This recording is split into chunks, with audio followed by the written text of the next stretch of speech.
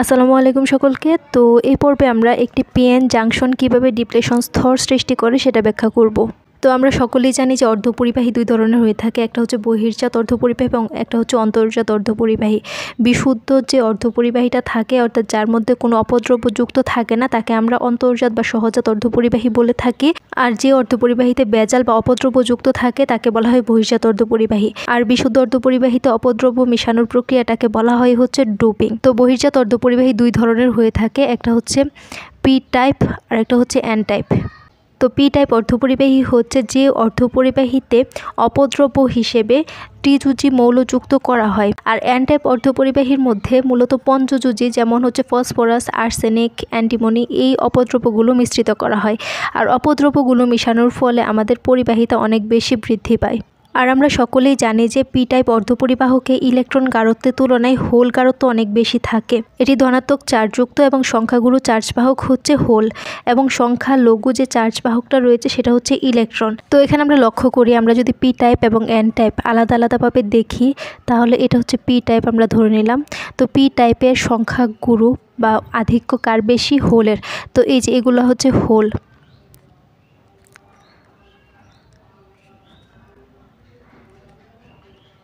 যেহেতু বহির্জাত অর্ধপরিবাহী অর্থাৎ এখানে আমাদের অপদ্রব্য মিশ্রিত করতে হয়, অর্থাৎ অপদ্রব্য মিশ্রিত থাকে, তো সেই ক্ষেত্রে পি টাইপের ক্ষেত্রে যেহেতু ত্রিযুজি মৌলগুলো বা আয়নগুলো মিশ্রিত অবস্থায় থাকে, তো ধরে নিলাম যে পি টাইপ অর্ধপরিবাহকে বোরন মাইনাস এই অংশটুকু যুক্ত আছে, তাহলে প্রতিটা যে চার্জ বাহক হোলের মধ্যে এই আয়নগুলো সমান সংখ্যক যুক্ত থাকে। তাহলে এই হোলের সাথে এই যে আয়নটা থাকবে এবং এই হোলের সাথে এই আয়ন বা প্রতিটি হোলের সাথে এক একটা বোরন মাইনাস যুক্ত থাকবে।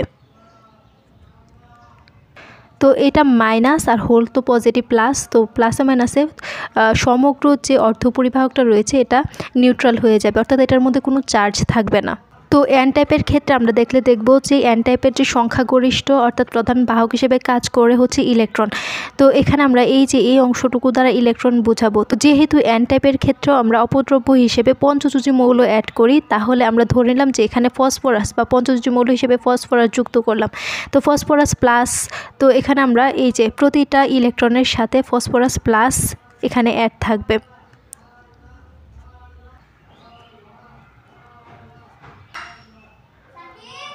তো এখানে ইলেকট্রন তো নেগেটিভ এবং ফসফরাস প্লাস পজিটিভ, তো নেগেটিভ পজিটিভ একত্রে থাকায় এই যে সম্পূর্ণ এন টাইপ অংশটুকু রয়েছে বা এন টাইপ অর্ধপরিবাহকটা রয়েছে এটা নিউট্রাল থাকে, অর্থাৎ পি টাইপও নিউট্রাল থাকে, এন টাইপও নিউট্রাল থাকে। এবার আমরা কি করব, পি টাইপ এবং এন টাইপ অর্ধপরিবাহককে একসাথে যুক্ত করব। তো এবার আমরা এখানে একটু লক্ষ্য করি, আমরা যখন পি টাইপ এবং এন টাইপকে যুক্ত করব তখন ওইটাকে বলা হবে পি এন একসাথে। আর এই যে জাংশন অর্থাৎ দুইটাকে যুক্ত করার যে স্থান এটাকে বলা হয় জাংশন, আর এটাকে বলা হয় হচ্ছে পি এন জাংশন। তো এখানে আমাদের নেগেটিভ চার্জগুলো ছিল অর্থাৎ বোরনের মাইনাসের চার্জগুলো ছিল, আর এটা হচ্ছে হোল, আর এখানে পজিটিভ অর্থাৎ ফসফরাস প্লাস অংশটুকু ছিল।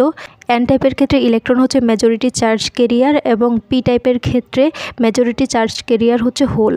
পি টাইপটা এটাও নিউট্রাল এবং যে এন টাইপটা রয়েছে এটাও নিউট্রাল, কিন্তু যখন আমরা পি এবং এন এই দুইটাকে একসাথে যুক্ত করব সেক্ষেত্রে আমরা দেখব যে এখানে যে হোলগুলো থাকে এই হোলগুলো এই যে ইলেকট্রনগুলো রয়েছে ইলেকট্রনগুলো দ্বারা মানে একে অপরকে আকর্ষণ করে। হোল তো পজিটিভ এবং এই ইলেকট্রন নেগেটিভ, তো পজিটিভ এবং নেগেটিভ একে অপরকে আকর্ষণ করে এবং এরা কি করে একসাথে ভ্যানিশ হয়ে যায়। তো এই যে সেম চিত্রটা অর্থাৎ পি এন জাংশনের ক্ষেত্রে যখন একত্র করা হয় পি টাইপ এবং এন টাইপকে, তো সেক্ষেত্রে আমরা দেখতে পাই যে হোলগুলো আর থাকে না, এই যে জাংশনের কাছাকাছি যে হোলগুলো এগুলো থাকে না, শুধু এই যে মাইনাস মাইনাস বোরন মাইনাস এই অংশটুকু থাকে। কেন থাকে না? কারণ হচ্ছে এই ক্ষেত্রে যে ইলেকট্রনগুলো ছিল ফ্রি ইলেকট্রন সেগুলো এই হোলগুলোকে ভ্যানিশ করে দেয়, অর্থাৎ একে অপরকে আকর্ষণ করে নিউট্রাল হয়ে যায়। তো সেক্ষেত্রে এখানে পজিটিভ অর্থাৎ ফসফরাস প্লাস অংশটুকু থাকে। তো এখানে হোল এবং ইলেকট্রন যে আমি বললাম পরস্পর ভ্যানিশ হয়ে যায়, তো ভ্যানিশ হয়ে যায় বলতে জিনিসটা হারায় যায় এই ব্যাপারটা এমন না, অর্থাৎ চার্জগতভাবে তারা নিউট্রাল হয়ে যায়, মানে আমরা তখন চার্জের অস্তিত্ব দেখতে পাই না। তো এবার আমরা এখানে দেখতে পাচ্ছি যে পি টাইপের যে অঞ্চলটা রয়েছে জাংশনের কাছাকাছি অঞ্চলে হোলের অভাব দেখা দিচ্ছে এবং আমরা এন টাইপের ক্ষেত্রে এখানে ফ্রি ইলেকট্রনের ঘাটতি দেখতে পাবো। কিন্তু আমরা পি টাইপের ক্ষেত্রে এই যে বোরন মাইনাস বা মাইনাসের অংশটা শুধু দেখতে পাবো, এবং এন টাইপের ক্ষেত্রে যে আয়নটা ছিল, যেমন ফসফরাস যদি নেই, ফসফরাসের প্লাস আয়নটুকু শুধু দেখতে পাবো। অর্থাৎ আমরা পি টাইপের ক্ষেত্রে একটা নেগেটিভ অঞ্চল দেখতে পাচ্ছি এবং এন টাইপের ক্ষেত্রে আমরা একটা পজিটিভ অঞ্চল দেখতে পাচ্ছি এই যে এই জায়গাতে। এবার আমাদের মনের মধ্যে প্রশ্ন আসতে পারে যে এই যে জাংশনের কাছাকাছি হোল এবং ইলেকট্রনগুলো ভ্যানিশ হচ্ছে, কত পর্যন্ত ভ্যানিশ হবে? এটা হচ্ছে এরকম যে জাংশনের কাছাকাছি যখন হোল ইলেকট্রন ছিল তাদের মধ্যে যে আকর্ষণটা, এখানে কোনো বাধা দেওয়ার কিছু ছিল না। তো যখন আমরা এমন একটা পর্যায়ে যাব সেক্ষেত্রে দূরের যে ইলেকট্রনগুলো থাকবে, এই যে ধরো যে এই ইলেকট্রনটা এই হোলের কাছে আসবে এবং দুজনে মিলে আকর্ষণ করে ভ্যানিশ হয়ে যাবে, সেক্ষেত্রে আমরা দেখব যে হোলটা যখন এখানে যাবে, তো এই যে বোরন মাইনাস রয়েছে এটার আধিক্য বেশি থাকার কারণে এই ইলেকট্রনটা যখন এখানে যেতে চাইবে এই হোলের কাছে, সেক্ষেত্রে এই মাইনাসটা বাধা দিবে, অর্থাৎ এই ইলেকট্রনকে এই মাইনাসটা বিকর্ষণ করবে। সেক্ষেত্রে এই হোল এবং ইলেকট্রন একে অপরকে আকর্ষণ করতে পারবে না বা ভ্যানিশ করতে পারবে না। কিন্তু যখন আমরা এখানে ইলেকট্রন ছিল এবং এখানে হোল ছিল, এই ইলেকট্রন হোলের কাছাকাছি আসতে যতটুকু শক্তি প্রয়োজন বা আকর্ষণ করার মতো যে যতটুকু শক্তি প্রয়োজন, সেই শক্তিটা ছিল, এই নেগেটিভটা সেটা বাধা দিতে পারে না। তো আমরা কি বলতে পারি অ্যাট লাস্ট, যে পি টাইপ এবং এন টাইপ যখন মিশানো হয় তখন একটা সুনির্দিষ্ট অঞ্চল, যেমন পি টাইপের ক্ষেত্রে নেগেটিভ অঞ্চল এবং এন টাইপের ক্ষেত্রে পজিটিভ অঞ্চল প্রাপ্ত হবে, এবং এই অঞ্চলটাকে বলা হয় হচ্ছে ডিপ্লেশন লেয়ার। অর্থাৎ এখান থেকে এতটুকু অংশটুকু বলা হয় হচ্ছে ডিপ্লেশন লেয়ার বা অঞ্চল, এবং এটার মধ্যে যে বিভব পার্থক্যটা থাকে সেটাকে বলা হচ্ছে পটেনশিয়াল ব্যারিয়ার বা বিভব বাধা। অর্থাৎ ইলেকট্রনটা যে এই হোলটাকে আকর্ষণ করতে পারছে না, একটা বাধার সম্মুখীন হচ্ছে, সেই বাধাটাকে বলা হয় হচ্ছে পটেনশিয়াল ব্যারিয়ার বা বিভব বাধা।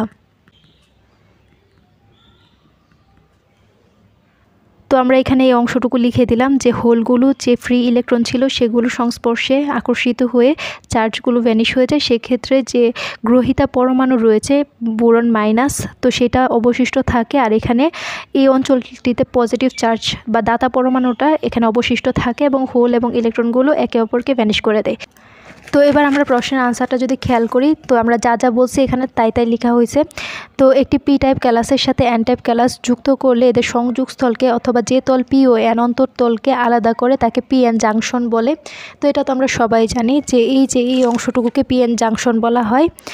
তো এবার আমরা এরূপ জাংশনের বৈশিষ্ট্যমূলক প্রস্থ হলো tan ইনভার্স 4 সেন্টিমিটার হয়ে থাকে। তো এই জাংশনে শুধুমাত্র একদিকে তড়িৎ প্রবাহের অনুমোদন দেয় বলে এই জাংশনকে ডায়োড বলা হয়। তো আমরা যে পিএন জাংশন রয়েছে এখানে আমরা দুইটা প্রান্ত দেখতে পাই, এজন্য এটাকে ডায়োড বলা হয়ে থাকে। তো এই যে ক নাম্বার যে চিত্রটা রয়েছে সেই চিত্রের মধ্যে আমরা পি এবং এন টাইপ দুইটা টাইপকে একত্রে যুক্ত করলাম এবং যে যুক্ত স্থান বা সংযুক্ত স্থানকে আমরা জাংশন বলে থাকি। তো এখানে আমরা এই চিত্রটাই সাধারণ একটা চিত্র আঁকলাম।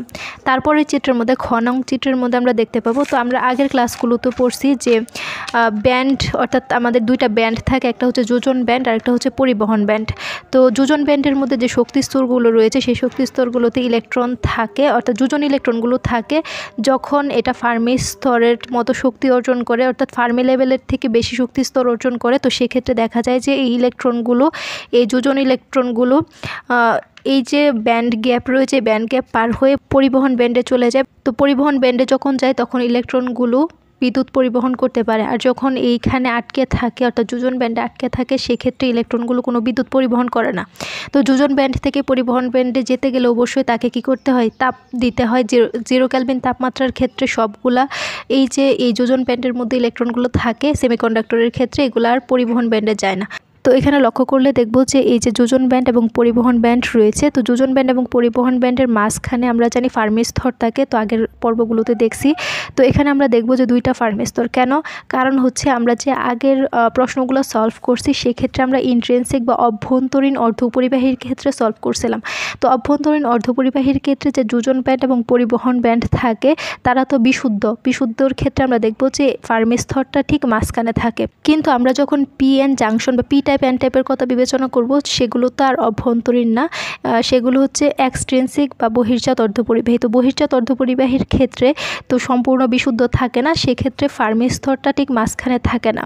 তো বহির্জাত অর্ধপরিবাহীর ক্ষেত্রে যখন আমরা দেখব যে যোজন ব্যান্ডের ক্ষেত্রে হোলের গাঢ়ত্ব সবচেয়ে বেশি থাকে, তো সেই ক্ষেত্রে ফার্মি স্তরটা যোজন ব্যান্ডের কাছাকাছি থাকে, এবং যখন দেখব যে পরিবহন ব্যান্ডের ক্ষেত্রে ইলেকট্রনের গাঢ়ত্ব অনেক বেশি থাকে, তখন দেখব ফার্মি স্তরটা পরিবহন ব্যান্ডের কাছাকাছি থাকে। তো যদিও আমরা ফার্মি স্তর সম্পর্কে আগের পর্বগুলোতে বলেছি, তো এখানেও আমরা বলে রাখি যে ফার্মি স্তর হচ্ছে এমন একটি রেখা যেটা আমাদেরকে বলে দেয় কোনো শক্তি স্তরে ইলেকট্রন থাকার কতটা সম্ভাবনা আছে। তো তাপমাত্রা একেবারে যদি শূন্য হয়, তো সেক্ষেত্রে এই ফার্মি স্তরের নিচে সব শক্তি স্তরে ইলেকট্রন পূর্ণ থাকে, অর্থাৎ যোজন ব্যান্ডে সবগুলো ইলেকট্রন থাকে এবং বাধা অবস্থায় থাকে। সেক্ষেত্রে আমরা পরিবহন ইলেকট্রনে একটাও ইলেকট্রন দেখতে পাই না, পরিবহন স্তরে কোনো ইলেকট্রন থাকে না, খালি থাকে। তো এবার আমরা এই যে পি টাইপ, এই অংশটুকু তো পি টাইপ এবং এই অংশটুকু হচ্ছে এন টাইপ। তো পি টাইপের ক্ষেত্রে কি লক্ষ্য করা যায়, এখানে যে পি টাইপ সেমিকন্ডাক্টরে হোল বেশি থাকে, মানে হচ্ছে এখানে ইলেকট্রনের অভাব, তাই এই ফার্মি স্তরটা নিচে থাকে, মানে হচ্ছে ব্যালেন্স ব্যান্ডের কাছে থাকে, কারণ হচ্ছে ব্যালেন্স ব্যান্ডের মধ্যে হোল সৃষ্টি হয়। তো সেই ক্ষেত্রে আমরা ফার্মি লেভেলটা ব্যালেন্স ব্যান্ডের কাছে দেখতে পাই। আর এন টাইপের ক্ষেত্রে হোলের গাঢ়ত্ব কম থাকে, ইলেকট্রনের গাঢ়ত্ব বেশি থাকে। তো ইলেকট্রনের গাঢ়ত্ব বেশি মানে হচ্ছে ফার্মি স্তরটা এই পরিবহনের কাছাকাছি হবে।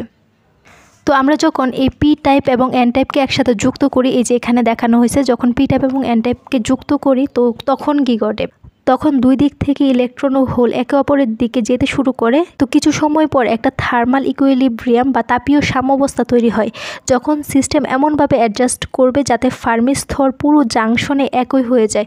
অর্থাৎ আমরা যখন পিএন জাংশন যুক্ত করি, তখন এই ফার্মি স্তরটা এক হয়ে যায়। তো এক্ষেত্রে আমরা দেখতে পাবো যে মাত্র আমরা চিত্রটা দেখলাম, সেক্ষেত্রে আমরা একটা স্তর দেখতে পাবো এই যে এই জায়গায়, আর এখানে তো হোল রয়েছে আর এখানে নেগেটিভ, হোল এবং নেগেটিভ তো নিউট্রাল হয়ে যায়। তো সেক্ষেত্রে এই স্তরটাকে আমরা বলতে পারি নিরপেক্ষ গ্রহিতা পরমাণু।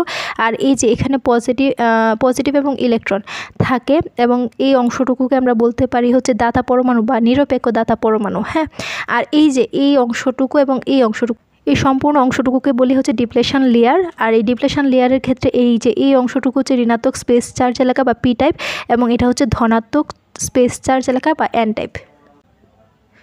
আর এটা তো ইলেকট্রন আমরা সকলেই জানি, আর এটা হচ্ছে হোল। আর এটা অবশ্যই কি অনিরপেক্ষ গ্রহিতা পরমাণু, আর এটা হচ্ছে অনিরপেক্ষ দাতা পরমাণু। কেন? কারণ হচ্ছে এখানে নিরপেক্ষ নয় কেন, কারণ ইলেকট্রন এবং হোল একে অপরকে আকর্ষণ করছিল এবং সেটা ভ্যানিশ হয়ে গিয়েছিল। তো সেই ক্ষেত্রে আমরা পজিটিভ চার্জ দেখতে পাই আর এখানে নেগেটিভ চার্জ দেখতে পাই। তো আমরা এখানে যে কথাগুলো বলছি সেম কথাগুলো এখানে লিখছি, যে একটু পড়লে আমরা বুঝতে পারবো। তো পি টাইপ ক্যালাসের ফার্মি স্তর যোজন ব্যান্ডের ঠিক উপরে অবস্থান করে, আবার এন টাইপ ক্যালাসের ফার্মি স্তর পরিবহন ব্যান্ডের ঠিক নিচে অবস্থান করে। কেন অবস্থান করে আমরা দেখছি, যেটা আমরা ক নং চিত্রে দেখতে পাই। তো যখন এই দুই ধরনের পদার্থের মধ্যে সংযোগ স্থাপিত হয়, তখন ফার্মি স্তরকে এক রেখ করার লক্ষ্যে এন টাইপ অঞ্চলের পরিবহন ব্যান্ডের ইলেকট্রনসমূহ, যে ইলেকট্রনসমূহ পঞ্চযোজী অপদ্রব্য সরবরাহ করে আমরা জানি, আর হচ্ছে জাংশন অতিক্রম করে। ফলে এন টাইপ অঞ্চলের ধনাত্মক আয়নিত অপদ্রব্য পরমাণু থেকে যায়। ফলত এই অঞ্চলে জাংশনের নিকটে একটি ধনাত্মক চার্জিত এলাকা সৃষ্টি হয়। অপরদিকে পি অঞ্চলে জাংশন অতিক্রম করে আসে ইলেকট্রনসমূহ যোজন ব্যান্ডের ধনাত্মক হোলের সাথে মিলিত হয়। ফলে এই অঞ্চলে জাংশনের নিকটে ঋণাত্মক আয়নিত ত্রিযোজী অপদ্রব্যের স্তর সৃষ্টি হয়, যা ঋণাত্মক চার্জিত এলাকা তৈরি করে। এই যে এই এলাকাটা তৈরি করলো না এখানে। আবার এই চিত্রটা দেখলে দেখা যায় যে এখানে দুটো এলাকা সৃষ্টি করছে।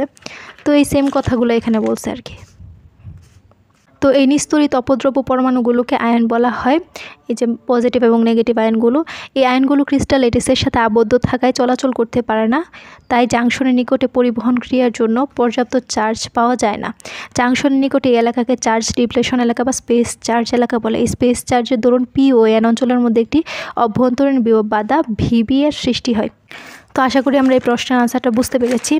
তো এবার আমরা কিছু প্রশ্ন এখানে দেখে রাখি, যে অর্ধপরিবাহী যে দুই ধরনের, আমরা আগেও এই প্রশ্নগুলোর কথা বলছি, তো এখানে আমি নোট আকারে লিখে দিচ্ছি যে অর্ধপরিবাহী দুই ধরনের, একটা হচ্ছে অন্তর্জাত বা সহজাত অর্ধপরিবাহী, আর একটা হচ্ছে বহির্জাত অর্ধপরিবাহী।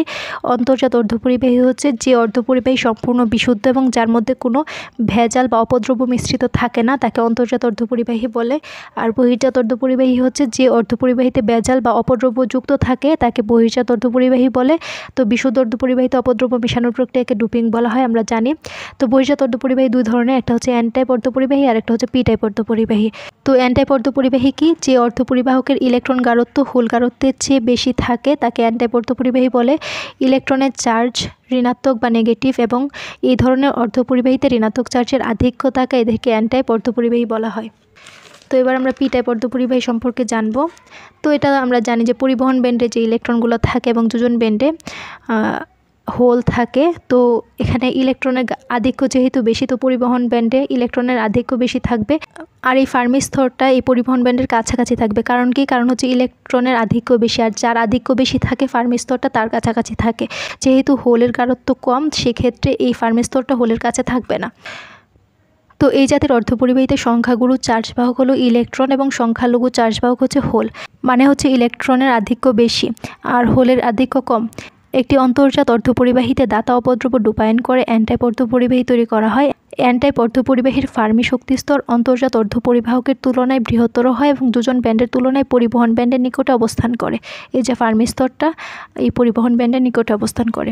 আর পি টাইপের ক্ষেত্রে আমরা কি দেখতে পাই? যে বহির্জাত অর্ধপরিবাহকে ইলেকট্রনের গাঢ়ত্বের তুলনায় হোল গাঢ়ত্ব অনেক বেশি থাকে তাকে আমরা পি টাইপ অর্ধপরিবাহী বলি। এটি ধনাত্মক চার্জযুক্ত এবং সংখ্যাগুরু চার্জ বাহক হলো হোল এবং সংখ্যালঘু, অর্থাৎ হোলের গাঢ়ত্ব বেশি এবং ইলেকট্রনের গাঢ়ত্ব কম। তো যেহেতু হোলের গাঢ়ত্ব বেশি, সেক্ষেত্রে ফার্মি স্তরটা এই যোজন ব্যান্ডের কাছাকাছি থাকবে, এটাই স্বাভাবিক। আর পরিবহন ব্যান্ডের যেহেতু ইলেকট্রনের গাঢ়ত্ব কম, সেক্ষেত্রে যোজন ব্যান্ডে তো পরিবহন ব্যান্ডের কাছে থাকবে না। এটা হচ্ছে আমাদের পি টাইপের ক্ষেত্রে দেখতে পাই। তো অন্তর্জাত অর্ধপরিবাহকের সাথে গ্রহিত অপদ্রব্য ডোপিং করে পি টাইপ অর্ধপরিবাহী তৈরি করা হয়। আর পি টাইপ অর্ধপরিবাহীর ফার্মি শক্তিস্তর অন্তর্জাত অর্ধপরিবাহকের ফার্মি স্তরের তুলনায় নিম্নতর হয় এবং পরিবহন ব্যান্ডের সাপেক্ষে যোজন ব্যান্ডের সন্নিকটে অবস্থান করে। এই যে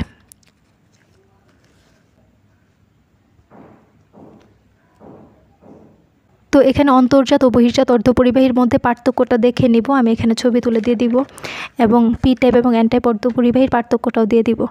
তো আশা করি আমরা এটুকু বুঝতে পেরেছি এবং এগুলো পড়লে আমরা বুঝতে পারবো ইনশাল্লাহ।